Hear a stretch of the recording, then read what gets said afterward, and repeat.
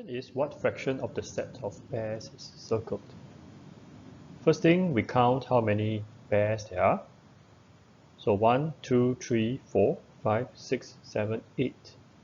So that will form the bottom number, or we call it the denominator.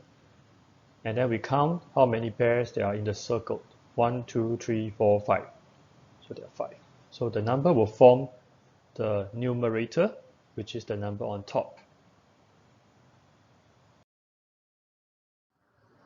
The question is express 5/200 as a decimal.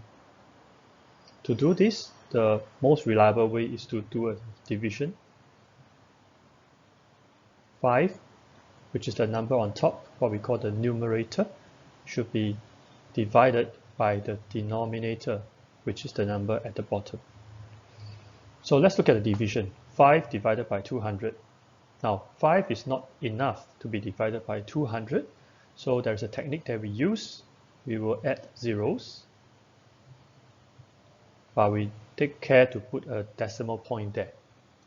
Right. The decimal point is very important because later we will need to put the decimal point in the answer as well. Right. So 200 multiplied by 2 will be 400.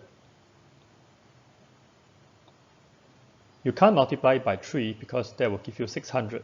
And 500 cannot minus 600. So we have 400 here. Okay, so we have 500 minus 400, that gives us 100.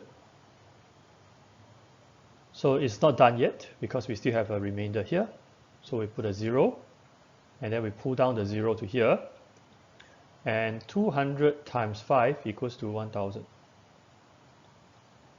And the remainder is 0, means that our job is done. All right, now it's time to fill in the zeros and the decimal points.